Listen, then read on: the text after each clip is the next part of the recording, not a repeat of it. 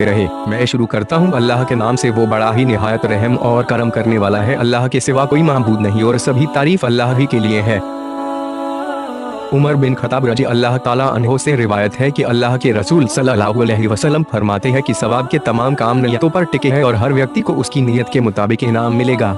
इसलिए जो कोई दुनिया कमाने या किसी औरत के साथ शादी करने के लिए वतन छोड़ता है तो उसकी हिजरत उसी काम के लिए है जिसके लिए उसने हिजरत की होगी। मानने वाजिब रहे कि हर अच्छे काम के लिए आपकी नियत भी अच्छी होनी चाहिए, वरना न सिर्फ सवाब से महरूमी होगी बल्कि अल्लाह के यहाँ सख्त सजा का डर भी है। और जो अमाल खालिस दिल से मुतालिक है, मसलन डर व उम्मीद वगैरह, इनमें नियत की कोई जरूरत नहीं। नीज नबी सल्लल्लाहु अलैहि वसल्लम की तरफ नुजुले वहय का सबब आपका इखलास नियत है। नोट, वह जो आगे कई बार आएगा उसका मतलब है कि अल्लाह की तरफ से आने वाले हुक्म। आयशा रज़ी अल्लाह ताला अन्हो से रिवायत है कि अल-हरिथ बिन हिशम ने अल्लाह के रसूल से पूछा, ए अल्लाह के रसूल, आपको वह कैसे आती है? अल्लाह के रसूल ने फरमाया, कभी कभी यह घंटी बजने की तरह होता है, वह की यह सूरत मुझ पर बहुत भारी पड़ती है और फिर जब फरिश्ते का पैगाम मुझे याद हो जाता है तो यह बंद हो जाती है। और कभी कभी फरिश्ता इंसान की शक्ल में भी आता है और मुझसे बात करता है और जो कुछ वो मुझसे कहता है मैं उसे याद कर लेता हूँ। आयशा रज़ी अल्लाह ताला अन्हो का बयान है कि मैंने पैगंबर को बहुत ही सख्त ठंडे दिनों में भी जब वह आती थी और जब यह बंद होती तो उनकी पेशानी से पसीना गिर रहा होता है। आयशा रज़ी अल्लाह ताला अन्हो से रिवायत है कि अल्लाह के रसूल को वहय की शुरुआत सच्चे ख्वाबों की शक्ल में हुई। आप जो कुछ ख्वाब देखते वो दिन की रोशनी की तरह सच साबित होते और फिर आपको तन्हाई पसंद हो गई। हिरा नाम की गुफा में आप तन्हाई इख्तियार करते और कई दिन आप घर तशरीफ लाए बगैर आप इबादत में लगे रहते। आप अपने साथ खाने पीने का सामान लेते और कुछ रोज वहाँ गुजारते और फिर वापस खदीजा रज़ी अल्लाह ताला अन्हो के पास लौटते और फिर इतने ही दिनों का सामान लेकर वापस चले जाते। एक दिन गुफा में अचानक एक फरिश्ता आया और उसने आपको पढ़ने के लिए कहा। पैगंबर ने जवाब दिया, मुझे नहीं पता कि कैसे पढ़ना है। पैगंबर ने कहा, फरिश्ते ने मुझे कस के पकड़ा और यहाँ तक कि मेरी बर्दाश्त के बाहर हो गया और फिर उसने मुझे छोड़ दिया। फिर मुझे पढ़ने के लिए कहा और मैंने जवाब दिया, मुझे नहीं पता कि कैसे पढ़ा जाए। उसके बाद उसने मुझे फिर से पकड़ लिया और मुझे दूसरी बार दबा दिया जब तक कि मैं इसे और सहन नहीं कर सका। फिर उसने मुझे छोड़ दिया और फिर मुझे पढ़ने के लिए कहा, लेकिन फिर मैंने जवाब दिया, मुझे नहीं पता कि कैसे पढ़ा जाए या मैं क्या पढ़ूं। उसके बाद उसने मुझे तीसरे बार पकड़ा और मुझे दबा दिया और फिर मुझे छोड़ दिया और कहा, पढ़ो अपने रब के नाम से जिसने तुम्हें बनाया है और तुम्हारा रब तो निहायत करीम है। अल्लाह के रसूल उन आयतों को लेकर वापस लौटे और उनका दिल जोर से धड़क रहा था। फिर आप खदीजा रज़ी अल्लाह ताला अन्हो के पास आए और फरमाया कि मुझे चादर ओढ़ाओ, मुझे चादर ओढ़ाओ। उन्होंने आपको चादर ओढ़ा दी जब तक आपका डर खत्म नहीं हुआ और उसके बाद आपने उन्हें जो कुछ भी हुआ था बताया और कहा, मुझे डर है कि मेरे साथ कुछ हो सकता है। खदीजा रज़ी ने जवाब दिया, कभी नहीं, अल्लाह आपको कभी जलील नहीं करेंगे। आप अपने रिश्तेदारों के साथ अच्छे रिश्ते रखते हैं, गरीबों और मोहताजों की मदद करते हैं, अपने मेहमानों की खातिरदारी करते हैं और हक के सिलसिले में पेश आने वाली तकलीफों में मदद करते हैं। खदीजा रज़ी उन्हें साथ लेकर अपने चचेरे भाई वाराका बिन नौफल बिन असद बिन अब्दुल उज़्ज़ा के पास आई, जो जहालत के समय में एक ईसाई बन गए थे और इब्रानी जुबान भी लिखना जानते थे। चुनांचे वह इब्रानी जुबान में जितना अल्लाह चाहते थे उतना लिखते थे। वह बूढ़े और अंधे हो चुके थे। खदीजा रज़ी ने वाराका से कहा, भाई आप अपने भतीजे की बात सुनो। वाराका ने पूछा, मेरे भतीजे, आपने क्या देखा है? अल्लाह के रसूल ने जो कुछ भी देखा था वो सब बयान किया। वाराका ने कहा, यह वही फरिश्ता है जिसे अल्लाह ने मूसा को भेजा था। काश मैं आपके नबी होने के जमाने में ताकतवर होता और काश मैं उस वक्त तक जिंदा रहूं जब तक आपकी कुम आपको निकाल न दे। अल्लाह के रसूल ने पूछा, क्या वे मुझे बाहर निकाल देंगे? वाराका ने जवाब दिया और कहा, कोई भी आदमी जो इस तरह का पैगाम लाया जैसा आप लाए उसके साथ दुश्मनी की गई और अगर मुझे आपका जमाना नसीब हुआ तो मैं जरूर आपकी मदद करूंगा। उसके बाद वाराका की मौत हो गई और वह भी थोड़ी देर तक रुक गई। जाबीर बिन अब्दुल्ला अल अंसारी रज़ी से रिवायत है कि उन्होंने अल्लाह के रसूल की जुबानी वह रुक जाने के बारे में सुना। आपने बयान फरमाया कि जब मैं एक रास्ते से गुजर रहा था अचानक मैंने आसमान से आवाज सुनी और उसी फरिश्ते को जो हीरा गुफा में आया था आसमान और जमीन के बीच कुर्सी पर बैठा है। मैं उसे देखकर डर गया और घर वापस आया और कहा, मुझे चादर ओढ़े दो। और फिर अल्लाह ने कुरान को नाजिल किया और कहा, ए चादर में लिपटे हुए मोहम्मद, उठो और खबरदार करो और अपने रब की बड़ाई का ऐलान करो, अपने कपड़े साफ रखो और गंदगी से दूर रहो। इसके बाद वह लगातार तेजी से आना शुरू होंगे ही। अल्लाह के फरमान को समझाते हुए इब्न अब्बास बयान करते हैं कि अल्लाह के रसूल वह को जल्दी से याद करने के लिए अपनी जीभ को हरकत न दे। कुरान के उतरते वक्त उसे याद करने के लिए रसूल अपनी होंठों को हिलाते थे जिससे तकलीफ होती थी। इस पर अल्लाह ताला ने फरमाया कि नबी इस वाहे को याद करने के लिए जल्दी जल्दी अपने जुबान को हरकत न दो। इसको तुम्हारे दिल में जमा करना और पढ़ा देना हमारी जिम्मेदारी है। और फरमाया कि कान लगाकर ध्यान से सुने और फिर इसका मतलब समझाना भी हमारी जिम्मेदारी है। इन आयत के उतरने के बाद जब जिब्राइल फरिश्ता आते और कुरान सुनाते तो अल्लाह के रसूल खामोशी से सुनते और उनके जाने के बाद उसी तरह पढ़ते जिस तरह जिब्राइल ने पढ़ा था। इब्ने अब्बास रज़ी से रिवायत है कि अल्लाह के रसूल सभी लोगों से ज्यादा सखी थे। खासकर रमजान में जब जिब्राइल से मुलाकात होती तो आप बहुत खर्च करते और जिब्राइल रमजान की हर रात में आपसे मिलते और कुरान मजीद का दौर फरमाते। बेशक अल्लाह के रसूल सदका करने में आंधी से भी ज्यादा तेज रफ्तार होते। इब्ने अब्बास रज़ी अल्लाह ताला अन्हो से ही रिवायत है, उन्होंने फरमाया कि अबू सुफियान बिन हर्ब रज़ी अल्लाह ताला अन्हो ने इनसे बयान किया कि रोम के बादशाह हिरकल ने अबू सुफियान को कुरैश की एक जमाअत समेत बुलवाया। यह जमाअत सुलह हुदैबिया के तहत रसूलुल्लाह सल्लल्लाहु अलैहि वसल्लम और कुफारे कुरैश के बीच तयशुदा वादे की मुद्दत में मुल्क शाम तिजारत की जरूरत के लिए गई हुई थी। यह लोग इलिया बैतुल मुक़द्दस में उसके पास हाजिर हो गए। हिरकल ने उन्हें अपने दरबार में बुलाया। उस वक्त उसके इर्द गिर्द रोम के सरदार बैठे हुए थे। फिर उसने उनको और अपने तर्जुमान मतलब बताने वाले को बुलाकर कहा कि वे आदमी जो अपने आप को नबी समझता है, तुम्हें से कौन उसका करीबी रिश्तेदार है? अबू सुफियान ने कहा, मैं उसका सबसे ज्यादा करीबी रिश्तेदार हूँ। तब हिरकल ने कहा, इसे मेरे करीब कर दो और इसके साथियों को भी करीब करके इसके पास बिठाओ। उसके बाद हिरकल ने अपने तर्जुमान से कहा, इनसे कहो कि मैं इस आदमी से उस आदमी नबी सल्लल्लाहु अलैहि वसल्लम के मुतालिक रुवालात करूंगा। अगर यह गलत बयानी करें तो तुम लोग इसको झुटला देना। अबू सुफियान रज़ी अल्लाह ताला अन्हु कहते हैं कि अल्लाह की कसम, अगर झूठ बोलने की बदनामी का डर नहीं होता तो मैं मोहम्मद सल्लल्लाहु अलैहि वसल्लम के बारे में जरूर झूठ बोलता। अबू सुफियान रज़ी अल्लाह ताला अन्हु कहते हैं कि इसके बाद पहला सवाल जो हिरकल ने मुझसे आपके बारे में किया वह यह था कि तुम लोगों में उसका खानदान कैसा है।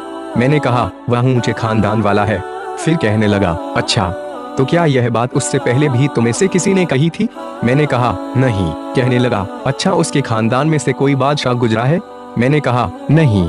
कहने लगा, अच्छा, यह बताओ कि बड़े लोगों ने उसकी पैरवी की है या गरीबों ने?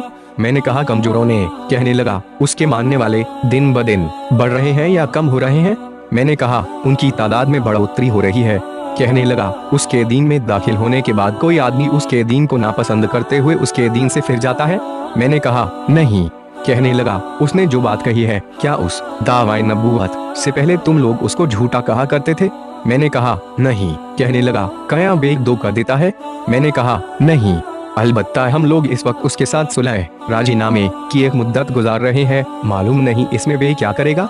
अबू सुफियान कहते हैं कि इस जुमले के सिवा मुझे और कहीं अपनी तरफ से बात दाखिल करने का मौका नहीं मिला।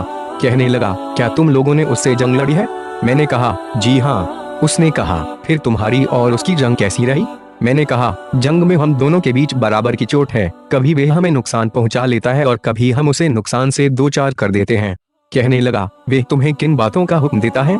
मैंने कहा, वह कहता है सिर्फ अल्लाह की इबादत करो, उसके साथ किसी को शरीक न करो। जिनकी तुम्हारे बाप दादा इबादत करते थे उनको छोड़ दो और वे हमें नमाज, सच्चाई, परहेजगारी, पाकदामनी और करीबी लोगों के साथ अच्छा बर्ताव करने का हुक्म देता है।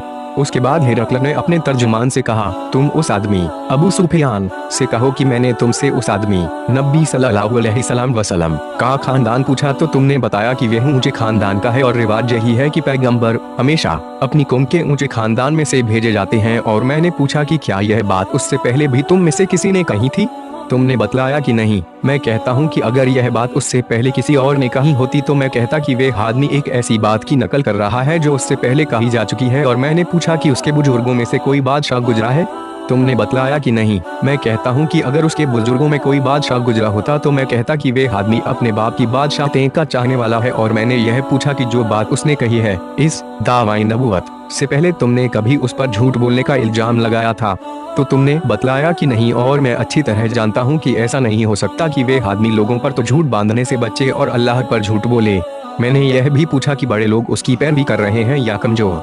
तो तुमने बतलाया कि कमजोर लोगों ने उसकी पैरवी की है और हकीकत यह है कि इस किरम के लोग ही पैगंबरों के मानने वाले होते हैं। मैंने पूछा कि वह बढ़ रहे हैं या कम हो रहे हैं? तुमने बतलाया कि उनकी तादाद लगातार बढ़ रही है और दर हकीकत ईमान का यही हाल होता है यहाँ तक कि वह पूरा हो जाता है। फिर मैंने पूछा कि क्या इस दीन में दाखिल होने के बाद कोई आदमी नफरत करते हुए उसके दीन से फिर जाता है? तो तुमने बतलाया कि नहीं। और ईमान का यही हाल होता है कि उसकी मिठास जब दिल में समा जाती है तो फिर निकलती नहीं। और मैंने पूछा कि क्या वे वादा खिलाफी भी करता है? तो तुमने बतलाया कि नहीं। और रसूल ऐसे ही होते हैं, वे धोखा नहीं करते। मैंने यह भी पूछा कि वह तुम्हें किन बातों का हुक्म देता है, तो तुमने बतलाया कि वह अल्लाह की इबादत करने और उसके साथ किसी को शरीक ना ठहराने का हुक्म देता है, तुम्हें बुत परस्ती से मना करता है और तुम्हें नमाज, सच्चाई और परहेजगारी व पाक दामनी इख्तियार करने के लिए कहता है। तो जो कुछ तुमने बतलाया है, अगर वे सही हैं तो वह आदमी बहुत जल्द इस जगह का मालिक हो जाएगा जहाँ मेरे यह दोनों कदम है। मैं जानता था कि यह नबी आने वाला है, लेकिन मेरा यह ख्याल न था कि वह तुम में से होगा। अगर मुझे यकीन होता कि मैं उसके पास पहुंच सकूंगा तो उससे जरूर मुलाकात करता। अगर मैं उसके पास मदीना में होता तो जरूर उसके पांव धोता।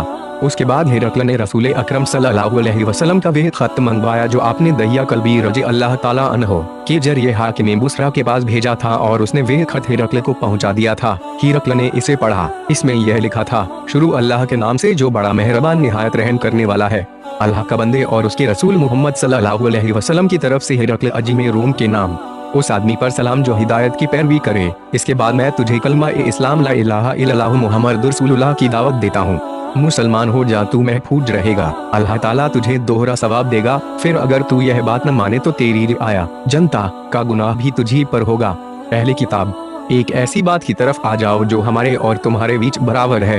हम अल्लाह के सिवा किसी और की इबादत ना करें और उसके साथ किसी को शरीक ना करें, और हमें से कोई अल्लाह के अलावा एक दूसरे को अपनी बिगड़ी बनाने वालों न समझे। बस अगर यह लोग फिर जाएं तो साफ कह दो कि गवाह रहो, हम तो फर्मा बरदार हैं। अबू सुफियान रज़ी अल्लाह ताला अन्हो ने कहा, जब हिरकल जो कहना चाहता था कह चुका और खत पढ़कर फारिग हुआ तो वहाँ आवाजें बुलंद हुई और बहुत शोर मचा और हम बाहर निकाल दिए गए। मैंने बाहर आकर अपने साथियों से कहा, अबू कबशा के बेटे मोहम्मद सल्लल्लाहु का मामला बड़ा जोर पकड़ गया। इससे तो रोमियों का बादशाह भी डरता है। उस रोज के बाद मुझे बराबर यकीन रहा कि रसूलुल्लाह सल्लल्लाहु अलैहि वसल्लम का दीन जरूर गालिब होगा, यहाँ तक कि अल्लाह ताला ने मेरे अंदर इस्लाम पैदा कर दिया। इब्ने नातूर जो बैतुल मुक़द्दस के गवर्नर हिरकल का कारसाज और शाम के ईसाइयों का पादरी था, बयान करता है कि हिरकल जब बैतुल मुक़द्दस आया तो एक रोज सुबह के वक्त गमी के साथ उठा और उसके कुछ साथी कहने लगे, हम देखते हैं कि आपकी हालत कुछ बुझी बुझी है। इब्ने नातूर ने कहा कि हिरकल माहिर नुजुमी और सितारों को पहचानने वाला था। जब लोगों ने उससे पूछा तो कहने लगा कि मैंने आज रात तारों पर एक निगाह डाली तो देखता हूँ कि खतना मुसलमानी करने वालों का बादशाह जाहिर हो चुका है। बताओ इन दिनों कौन लोग खतना करते हैं? साथी कहने लगे, यहूदियों के सिवा कोई खतना नहीं करता, उनसे फिक्रमंद होने की कोई जरूरत नहीं। आप अपने इलाके वालों को परवाना खबर भेज दें कि तमाम यहूदियों को मार डालो। इस गुफ्तगू के दौरान ही हिरकल के सामने एक आदमी पेश किया गया जिसे गसान के बादशाह ने भेजा था और वह रसूल मोहम्मद सल्लल्लाहु अलैहि वसल्लम का हाल बयान करता था। जब हिरकल ने इससे तमाम मालूमात हासिल कर ली तो कहने लगा कि इसे ले जाओ और देखो कि इसका खतना हुआ है या नहीं। लोगों ने इसे देखा और हिरकल को बताया कि इसका खतना हुआ है।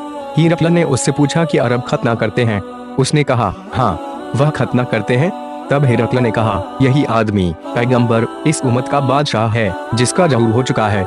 फिर हिरकल ने अपने इल्म में हमपला एक दोस्त को रोमियों में खत लिखा और खुद हिम्स रवाना हो गया। अभी हिम्स नहीं पहुंचा था कि उसे अपने दोस्त का जवाब मिल गया। उसकी राय भी मोहम्मद सल्लल्लाहु अलैहि वसल्लम के जाहिर होने में हिरकल की तरह थी कि आप नबी बरहक हैं। आखिर मुल्क हिम्स पहुंचकर उसने रूम के सरदारों को अपने महल आने की दावत दी। जब वे आ गए तो उसने हुक्म देकर दरवाजा बंद करवा दिया। फिर बेलकॉनी से उन्हें देखा और कहने लगा, रूम के लोगों, अगर तुम अपनी कामयाबी भलाई और बादशाहत पर कायम रहना चाहते हो तो उस पैगंबर की बेइज्जत कर लो। यह ऐलाने हक सुनते ही वे लोग जंगली गधों की तरह दरवाजों की तरफ दौड़े। देखा तो वे बंद थे।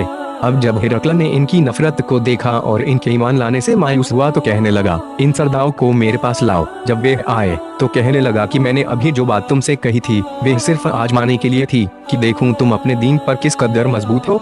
अब मैं वह देख चुका। फिर तमाम हाजरीन ने उसे सजदा किया और उससे राजी हो गए। यह हिरकल के ईमान लाने के मुतालिक आखिरी मालूमात हैं।